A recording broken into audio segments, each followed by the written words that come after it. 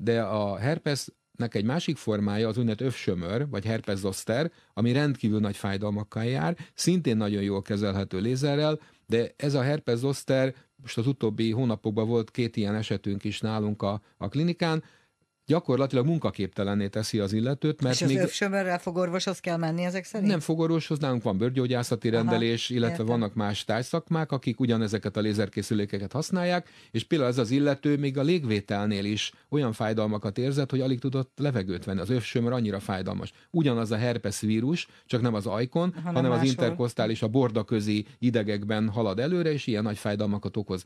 Ebben az esetben nem csak arról van szó, hogy szép a ajkon a herpes vagy nem, hanem munkaképes az illető vagy nem. Vagy éppen nyaralni indult a sok hónapja összeállított programja, úszhat el ezen, hogy ezzel az övsömörrel nem tud elutazni. Mit jelent ez a biostimulációs lehetőség, amit itt futólag olvastam, hogy meggyorsít folyamatokat, vagy az immunrendszerbe beavatkozik pozitív módon, és ezek visszaigazolhatók, vagy ezek ilyen kellemes feltételezések, de kevésé visszaigazoltak. Tehát, hogy puha tudomány ez, vagy kemény tudomány? 1967-ben jelent meg az első közlemény Mester Endre sebész professzornak a munkájából, amit az egész világon egy ilyen nagyon alaptudomány cikknek tekintenek, amiben leírt a biostimuláció jelenségét. 1971-ben írt belőle nagy doktori disszertációt, és az egész világon ma már ez egy elismert, úgynevezett evidenciákon alapuló ismeret, hogy az úgynevezett kis teljesítményű lézerek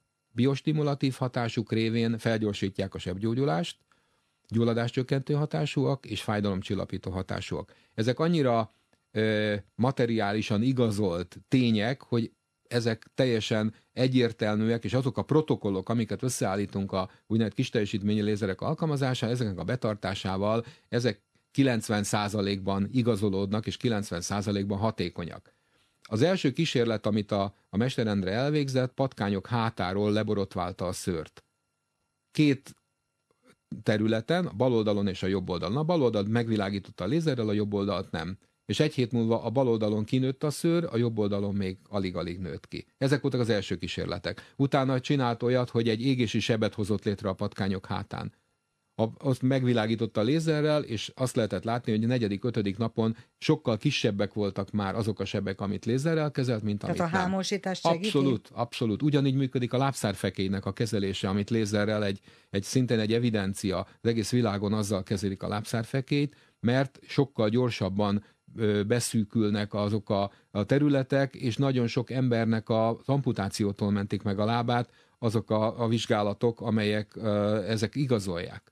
Tehát rendkívül hatékonyak, és gyakorlatilag ennek már a biokémiai mechanizmusa is ismert, hogy melyek azok a úgynevezett részecskék, akár a sejt alatti részecskék, a különböző DNS molekulák, a mitokondriumok és egyebek, milyen enzim változásokat hoz létre a lézerfény, a sejthártyának, illetve a maghártyának a permeabilitását megváltoztatva olyan folyamatokat indít el, amelyek felgyorsítják a sebgyógyulási folyamatokat, illetve a reparatív folyamatokat. Jó, de akkor a daganatképzést miért nem gyorsítják föl? Tehát adott esetben miért nem Rendkívül jó az észrevétele.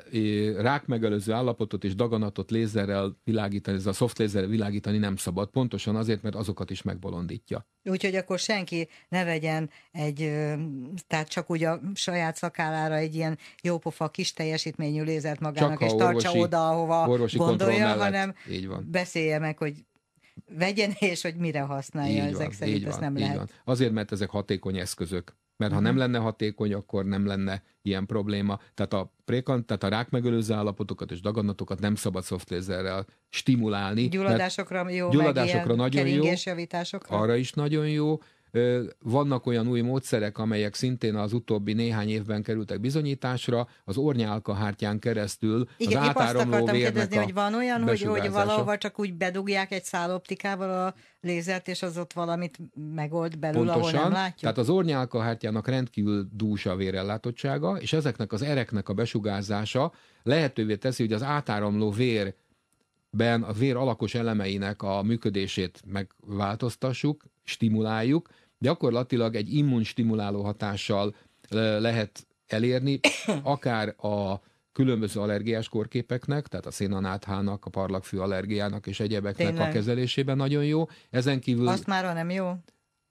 Asztmára bizonyos mértékig javítja az immun hátteret. Tehát olyan módon alkalmas rá, illetve nagyon sok helyen ma már létezik, hogy megelőzésképpen, amikor olyan a parlagfű szezon, előtte néhány nappal lehet végezni ezekbe az orba helyezhető, ezek a páciens lézerek szintén, Aha. tehát amik ilyen nagyon kis költséggel hozzáférhetőek ma már, és maga is használhatja az illető, és nálunk is elég sok páciens vásárol ilyen készüléket, mert ő saját maga tudja kezelni magát, mert tudja, hogy mikor jön a parlagfű szezon, előtte az orrába alkalmazza ezeket a lézeres kezeléseket, és ezzel megelőzhető nagyon sok esetben.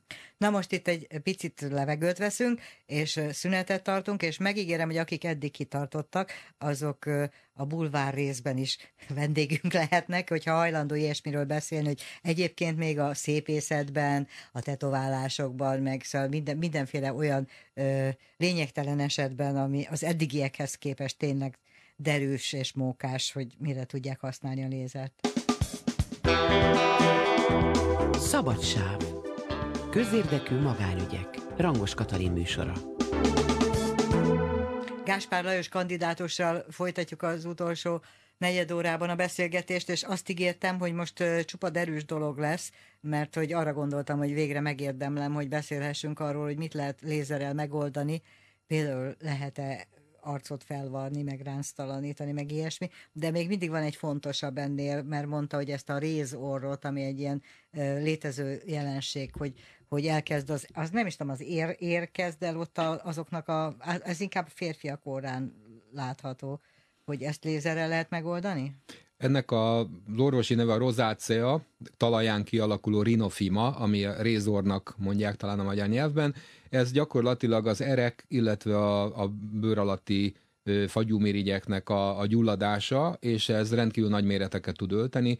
Gyakorlatilag több mint 90%-ban férfiakon fordul elő, mi az utóbbi 5 évben 42 ilyen esetet operáltunk nálunk a klinikán, és ezek gyakorlatilag mind férfiak voltak, és nagyon érdekes, ez valószínűleg véletlen lehet, több mint a fele ezeknek a férfiaknak tanár, ember, professzor volt, igen, érdekes, és nincs összefüggés az alkohollal, tehát nem az alkohol inkább ennek a háttere. Inkább az olvasással lehet ezek hanem valami más tudományos tevékenységgel függhet össze.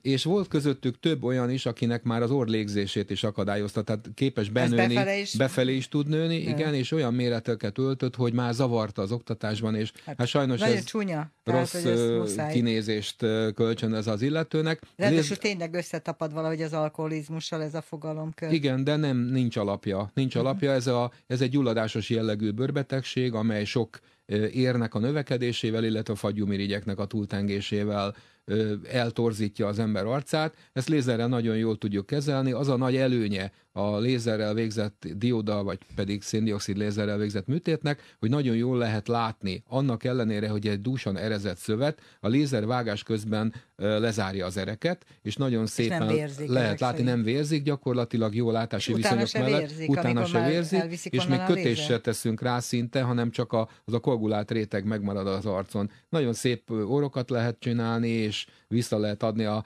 lelki egyensúlyát is az illetőnek, akinek ez nagyon nagy problémát szokott jelenteni. És ezek a lila érfoltok az embereknek az arcán, amelyek egyszer csak megjelennek? Hasonló módon ezeknek a különböző értágulatoknak, akár seprővénáknak, akár különböző erezettségű bőrelváltozásoknak a kezelésében a lézereket nagyon jól lehet használni, és gyakorlatilag szinte nyom nélkül ki lehet világosítani, vagy meg lehet kisebbíteni ezeket az érelváltozásokat, és nagyon szép kozmetikai eredményeket lehet elérni. Akár az ajkon, akár az arcbőrön, akár a szemhéjon, vagy a homlokon, nyakon fordulnak ezek elő. Tényleg jut eszembe, ezeket a lelógó szemhéjakat nem lehet lézerrel fölvarni? Azt nem lehet, egyelőre még ilyen technika nem létezik, azt nagyon finom plastikai sebészeti módszerekkel lehet, de utána soft lézerrel lehet gyógyítani, hogy ne legyen hegesedés, és szépen gyógyuljon. Ja, tényleg, ezt olvastam, hogy ráncoknál finom ilyen szem alatti ráncokat, ahol ilyen elefántormányszerű ráncok vannak, azokat szépen le tudja valahogy a lézer azzal gyarulni. Lehet. Így van, ezt tulajdonképpen úgy is nevezik az angol irodalom rejuvenáció, tehát egy ilyen újrafiatalító beavatkozások. ezeknek van olyan formája is, amely néhány perc alatt szinte észrevétlenül eltávolítja az úgynevezett előregedett vagy elbarnult hámsejteket